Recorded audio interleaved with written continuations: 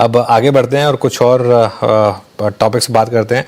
हमारे साथ सुशील केडिया जुड़े हैं, केडियानॉमिक्स के फाउंडर हैं वो, और हर ट्यूसडे को हमारे साथ जुड़ते हैं और काफ़ी धमाकेदार कॉल्स लेकर आते हैं। Sushil ji, good morning. वो 30,000 वाली कॉल इंटैक्ट है ना? अभी आपने रिवर्क तो नहीं किया उसको, जो रिसेंट मार्केट का मूव आया उसके बाद अभी भी इंटैक्ट है? और ज्यादा अब तो इरादा मजबूत हो गया है। अब तो चार्ट्स करेगी, या तो इस साल तू माला पहनेगा या तेरी फोटो माला पहनेगी। अक्रॉस द बोर्ड तेजी है। मैं थक गया पूरी रात कल काम करके कि ऐसे कौन से स्टॉक्स है जिसमें शॉर्ट करके 5% से ज्यादा कमाने की जगह नहीं दिख रही है जगह। मुझे लगता है डर का और इस घबराहट का अब ये अंत आ रहा है। क्या पता अगले मंगलवार तक जब हम आपसे जुड़े इस बाजार का पूरा माहौल बदल चुका हो। तो कब तक आएगा ये 30,000 फिर? और कौन सा लेवल होगा जिस पर नजर रखनी होगी कि वो टूटा तो लगे कि नहीं, शायद नहीं आ पाएगा? देखिए, दो बातें हैं। मैं इस सवाल को अनुमति चाहूंगा थोड़ा उलट के बात करने की। कौन सा लेवल है जिसके ऊपर जाने के बाद ये हम बड़ी तेजी के व्यू को ट्रिगर करेंगे? निफ्टी के ऊपर अगर आज हम 23,150 पे बंद दे देते हैं, कल 23,125 पे, या परसों 23,000 के ऊपर बंद हो जाते हैं, तो हम एक तरफा तेजी को ट्रिगर कर देंगे। पहला पड़ाव होगा 25,000। और अगर कोई कारण से नीचे तक सरकते रह जाते हैं, 2-4 दिन और रिस्क जाता है बाजार, तो 48,600 के नीचे की बैंक निफ्टी अगर आएगी तो मन में घबराहट होगी। और अगर कोई कारण से 22,700 के नीचे निफ्टी जाती है तो घबराहट होगी। पर घबराहट का मतलब ये नहीं कि आज हम कोई लेके ही बैठ गए। बहुत छोटी छोटी शॉपिंग अभी हमने करी है, तैयारी कर रहे हैं बड़ा हाथ मारने की। और बड़ा हाथ हम मारेंगे जब 23,150 के ऊपर निफ्टी बंद दे देगी। बड़ा हाथ फिर कहाँ मारेंगे? बैंक निफ्टी में या कोई पर्टिकुलर सेक्टर है जो, क्योंकि कुछ तो लीड करेगा इस मूव को फिर? सॉरी अनुज, सुनाई नहीं पड़ी आपकी बात। मैं कह रहा हूं, तो बड़ा हाथ सबसे ज्यादा कहां मारेंगे? निफ्टी बैंक में मारेंगे, निफ्टी में ही मारेंगे, या कोई और पॉकेट से जो इसको लीड करेगा? देखिए, बारी बारी से सबका नंबर आएगा। अगर मैं 2 मिनट लूं, बैंक निफ्टी ने सब्सटेंशियली हायर बॉटम बनाया। जो कमजोरी है, निफ्टी ही पिछले लो से नीचे आई है, बैंक निफ्टी तो सिग्निफिकेंटली हायर बॉटम बना रही है। तो बैंक निफ्टी में लार्ज बैंक्स के अंदर हम कोटक महिंद्रा बैंक पे सिर्फ एक संदेह है, सारे के सारे लार्ज बैंक्स चलेंगे। और लार्ज बैंक्स में मेरे को लगता है सबसे ज्यादा रिटर्न हमें एसबीआई देगा। पर इन लार्ज बैंक से भी much more return smaller private sector banks में आएगी, जैसे आरबीएल, बंधन, डीसीबी, जिसको हम भूल गए, डीसीबी टाइप के जो बैंक्स हैं जिनको हम भूल गए, उससे भी ज्यादा रिटर्न आएगी स्मॉल फाइनेंस बैंक्स में। चाहे जाना स्मॉल फाइनेंस है, एयू बैंक है, ये सारे 60-70-80% भागने को तैयार है। तो सबसे पहला सेक्टर हो गया बैंक्स।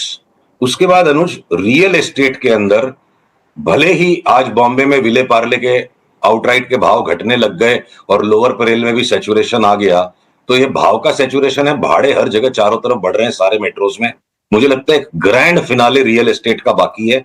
और रियल एस्टेट के स्टॉक्स में डीएलएफ जैसा हाईएस्ट वेटेज स्टॉक 50% अगर बढ़ेगा, ओवरऑल 65% बढ़ेगा, और अगर गोदरेज प्रॉपर्टीज 75 बढ़ेगा, तो शोभा जैसे स्टॉक्स 2 गुना 2.5 गुना भी हो सकते हैं, जो छोटे वाले नॉन एफ&ओ स्टॉक्स है। और रियल एस्टेट के साथ साथ एलआईसी हाउसिंग फाइनेंस और हुडको जैसी हाउसिंग फाइनेंस कंपनीज हमें यहां से डबल होते दिखती है। तो ये हो गया रियल एस्टेट, बैंकिंग। अब मैं अगर फाइनेंशियल सर्विसेज में आऊं, इंश्योरेंस पे अक्रॉस द बोर्ड तेजी। एलआईसी 40% बढ़ जाए, एसबीआई लाइफ, एचडीएफसी लाइफ 60-70% बढ़ जाए, सीडीएसएल जैसा स्टॉक वापस डबल हो जाए यहां से। बीएसई जिसको भी अब ले लेके बेच के थक गए, बोर हो गए, परेशान हो गए, अब उसमें भी पैटर्न बन रहा है कि एक बार बीएसई भी उछल के 6,000 हो जाए। ऐसे में एंजल ब्रोकिंग और मोतीलाल ओसवाल 60-70% बढ़ जाएंगे तो बड़ी बात नहीं है। तो मैं एक बार रुकता हूं, आप पूछो मेरे से। ऐसा एक भी सेक्टर नहीं है मेरे पास जहां पे आप पूछो और मैं आपको 60-70-80% के रिटर्न वाले स्टॉक्स नहीं बताऊं। आप पूछो, मैं बताता हूं सेक्टर वाइज। आते हैं फिर ऑटो पे काम करते हैं। सुशील जी, ऑटो पे आपका टेक क्या है फिर? ऑटो के अंदर देखिए, हमारी इस वक्त टॉप 4 पिक्स जो हैं, TVS motor already substantially higher bottom बना चुका है। बजाज ऑटो और Hero MotoCorp minor higher bottoms बना चुके हैं। और टाटा मोटर्स बिल्कुल बॉटम ऑफ द बैरल को स्क्रैप कर रहा है। जैसे ये 3-4 दिन के बंद भाव के ऊपर बंद आ जाता, आरओसी 5 डे आरओसी पॉजिटिव हो जाती है। ये मेरे 4 बेस्ट पिक्स हैं। ल्यूकवार्म रिटर्न्स में एक्सपेक्ट कर रहा हूं इस लेवल से मारुति में और एमएनएम में, इसलिए मैं उन दो छोड़ रहा हूं। और सारी 2 व्हीलर कंपनीज और 4 व्हीलर में टॉप पिक टाटा मोटर्स। सब में हमको लगता है अंधाधुंध ऐसे एक्सेप्शनली लार्ज न्यू हाइज बनेंगे, पिछले न्यू हाइज के सब्सटेंशियली हायर। तो ये हो गए हमारी 4 पिक्स ऑटो में। ओके, ऑटो की हो गई सुशील जी की 4 पिक्स और आपके स्क्रीन पे किक करके रखी है। और कुछ पॉकेट्स पे आते हैं हम, थोड़ा हेल्थ केयर पे आते हैं, फार्मा पे आते हैं। बहुत प्राइस डैमेज हुआ सुशील जी यहाँ पे, और चाहे फार्मा हो चाहे हेल्थ केयर हो। अपोलो को देखिए, आप डायग्नोस्टिक स्पेस को देखिए, यहाँ पे कोई आपको रिवर्सल लग रहा है, मतलब इतने बड़े प्राइस डैमेज के बाद? ये जो अपोलो, मेट्रोपोलिस हेल्थ केयर, लाल पैथ केयर, जिनको हम बड़ी ही मतलब घुटन की नजर से इन चार्ट्स को देख रहे थे लास्ट 5-6 महीने में, इन सबके बॉटम तकरीबन बन चुके हैं। 30-40%, 50% तक की उछाल ये छोटे वाले हेल्थ केयर के स्पेस में नामों में बिल्कुल संभव है। मैं तो बल्कि ये कहूंगा कि जिस बायोकॉन पे भी हमने टेक प्रॉफिट का ऐलान कर दिया था, वो बायोकॉन भी अगर कोई कारण से मुझे 300 में मिल गया तो दबोच लेने का वापस 500, 550 के लिए। लॉरस लैब्स जिसमें थोड़ी सी थकावट आ गई थी, वो चार्ट भी तंदुरुस्त और तैयार हो गई है वापस से छलांग मारने के लिए। तो शिल्पा मेडिकेयर भी छलांग मार दे। डॉक्टर रेड्डीज और सन फार्मा, जिस पर अब हमारा लॉन्ग टर्म आउट परफॉर्मेंस का अंडर परफॉर्मेंस का कॉल है, निफ्टी 30% बढ़े तो ये दोनों भी 20-20% तो ये भी बढ़ जाएंगे। तो फार्मा में भी कोई भी बेच के कमाने जैसा स्टॉक नहीं है, लेके ही कमा पाएंगे हम फार्मा में। ओके, बजट के बाद बहुत लोगों ने कहा था कि केपेक्स और डिफेंस स्टॉक्स यहाँ पर शायद आपको गिरावट देखने को मिलेगी। कुछ हद तक हमने देखी भी थी। यहाँ पर अब कुछ बॉटम फिशिंग का इरादा है क्या, और स्टॉक स्पेसिफिक कहाँ मूव अच्छे लगेंगे? अनुज, ये जो निफ्टी का डबल बॉटम बना और फिर डबल बॉटम के भी थोड़ा नीचे रिस्क गया, पहले 1000 पॉइंट बढ़ने के बाद निफ्टी ने जो धोखा दे दिया, तो बचे खुचे भी जो थे ना, जो रूसे हुए फूफा बोले कि अभी हम शादी की बारात में शामिल नहीं होंगे, अब इनका भी मूड बन गया। फिर वो लगता है कमिंस, एबीबी, सीमेंस की जो चार्ट है, काश मैं आपको दिखा पाता इतनी सारी चार्ट्स। संक्षिप्त शो है ये, 10 मिनट में इतनी सारी चार्ट्स नहीं दिखा सकते। ये सारे सब्सटेंशियली न्यू हाइस की तरफ भागने के लिए सारी चार्ट्स रेडी हैं। नेक्स्ट वीक तक जब हम आएंगे, इनको ऊंचा बंद होने दीजिए, 3-4 दिन इनको ऊपर चलने दीजिए, उसके बाद इनमें ट्रिगर आएंगे। और कमिंस, एबीबी, सीमेंस सब के सब रेडी हैं for substantially larger highs. In fact Larsen and Toubro पे भी बजट वाले दिन, अनुज, मैंने बोला ना, यहां अभी हम नहीं लेंगे, बजट की स्पीच को सुनने के पहले कि अगर मिलेगा तो नीचे 3100-3200 में लेंगे। और लार्सन एंड टूब्रो भी तैयार है कि मेरे को ले लो, मैं 4500 हो जाऊंगा। ट्रिगर आने दीजिए, पैटर्न रेडी हो गया, सेटअप रेडी है, एंट्री नहीं बनी है। अब तो लार्सन एंड टूब्रो जैसा भी मूव लाई हुई चार्ट कि मैं चलने के मूड में नहीं हूं, उसका भी मतलब अंत आ गया है। डिफेंस की बात नहीं हुई, आपने कैपेक्स की बात की।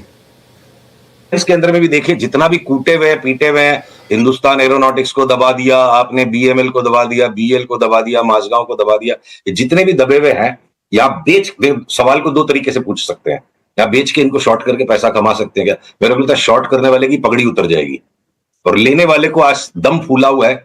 नेक्स्ट वीक इन पे बात करेंगे ना, हो सकता है नेक्स्ट वीक तक इनमें सब में बड़ा बाई आ चुका हो, और अगर यहां से जो भी रिवर्सल आएगा, सब के सब सब्सटैंशियली न्यू हाइज में जाएंगे, खाली पुराने हाइज के ऊपर नहीं, सब्सटैंशियली हायर जाएंगे डिफेंस के स्टॉक्स। और मैं साथ में जोड़ दूं, जितने भी पीएसयू के स्टॉक्स हैं, एक भी मैं पीएसयू का स्टॉक खोज नहीं पाया जिसमें मेरे को यहां से 10-12% का बेच के कमाने का चांस हो। कोल इंडिया, ओएनजीसी, एनटीपीसी, पीएफसी, ये जितने भी एनर्जी के स्टॉक्स हैं, बल्कि ये गैस के स्टॉक्स, अपनी बात हुई थी एक टाइम पे 35%, 40%, महानगर गैस गिर जाएगा, बड़ा सबने मुंह बनाया था, मतलब ट्विटर पे हमने बहुत सारी डांट डपट सुनी लोगों की। गैस के सारे स्टॉक्स न्यू हाई पे भागने के लिए तैयार है, पता नहीं क्या आने वाला है। और उसमें सबसे बेस्ट पैटर्न इंद्रप्रस्थ गैस का है, परेशान करते करते गुजरात गैस भी एक नए हाई पे चला जाएगा। तो गैस के stocks, HPCL, BPCL, ONGC, IOL, coal India limited, NTPC, PFC भागेगा।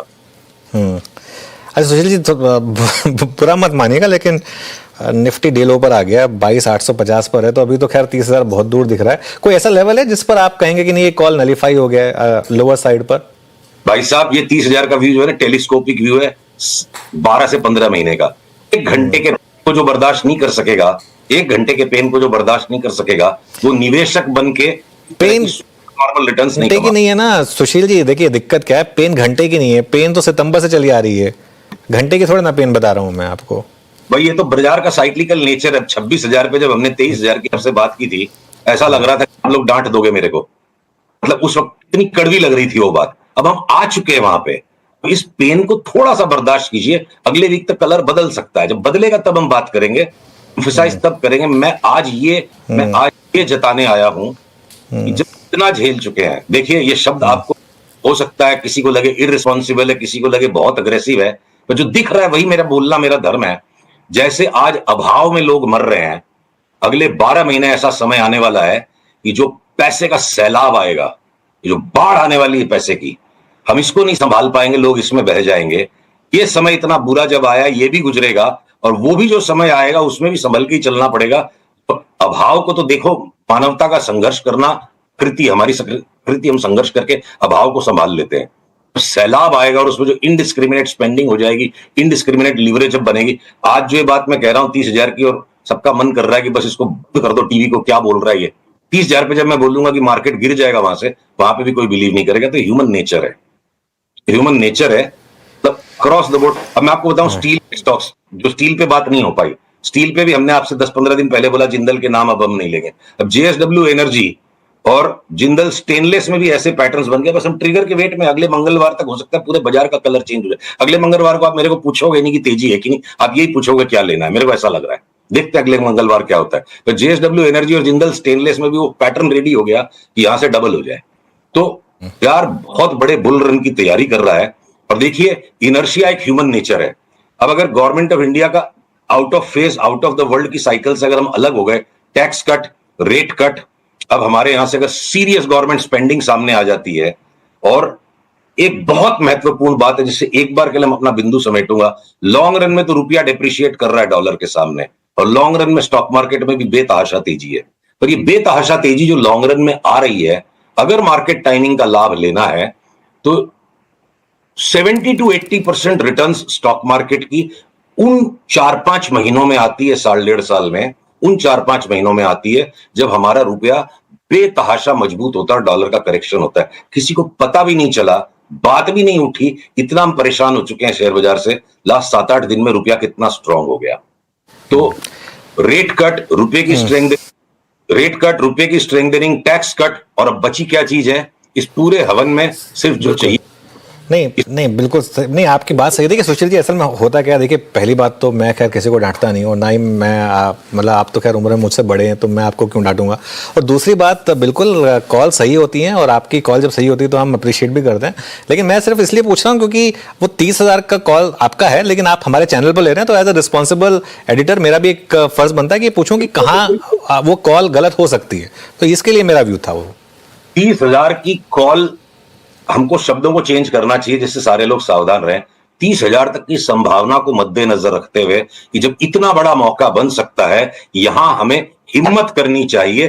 30,000 के लिए शॉपिंग अभी शुरू नहीं हुई है, काम टुकड़े टुकड़े में करना पड़ेगा। 23,150 के ऊपर गया तो हम 25,000 की कॉल लेंगे। 25,000 के बाद जब करेक्शन आ जाएगी 500, 700, 800 पॉइंट की, फिर दोबारा से रिव्यू करेंगे। 30,000 तक की जगह है। ये 88 का डॉलर अगर 81 तक आ गया, 88 का 81 तक आ गया, तो आप समझो 11% तक की अगर डॉलर में एप्रिसिएशन आ गई, 22-23% तो निफ्टी खाली इसी में बढ़ जाएगी। साथ में आपकी टैक्स कट, रेट कट, और गवर्नमेंट ने अगर दबा के स्पेंडिंग कर दी, 25-30% के रिटर्न बनने में टाइम नहीं लगेगा। तो ये संभावना है, और ये संभावना मुझे काफी स्ट्रांग लग रही है, और इस संभावना पे हमें टुकड़े टुकड़े में काम करना पड़ेगा। मैं ये बिल्कुल नहीं कह रहा हूं कि आप घर बार बेच के भी शेयर बाजार में पैसे लगा दो। मैं ये कह रहा हूं, जान घबरा रही है ना, 1-2-3 दिन और भगवान का भजन कर लो, हड़बड़ा के माल मत बेचो। जब यहां तक बर्दाश्त कर लिया, बिल्कुल दिन का धीरज और रखो। अच्छा, दिल से चाहूंगा कि आपकी कॉल सही निकले, क्योंकि अगर ऐसा होगा तो जो हमारे इन्वेस्टर्स और जो हमारे व्यूअर्स हैं उनका फायदा होगा। राकेश झुनझुनवाला जी की जो फेवरेट लाइन थी ना, मंदी में सबका मुंह काला, तेजी में सबका बोलबाला। तो अभी 4-5 महीने में सबका मुंह काला हो चुका है। अब हिम्मत का मुंह काला करा लिया हमने, हिम्मत करो, शांति रखो थोड़ी सी, हो सकता है वापस से बोलबाला आ जाए। वही है, बस हिम्मत थोड़ी सी टफ है इस मार्केट में। चलिए सुशील जी, बहुत बहुत शुक्रिया आज हमारे साथ जुड़ने के लिए। अगले मंगलवार आपसे फिर एक डिटेल डिस्कशन करेंगे। आज हमारे साथ जुड़ने के लिए शुक्रिया। वीरू और मैं अब आपसे इजाज़त लेंगे, और इस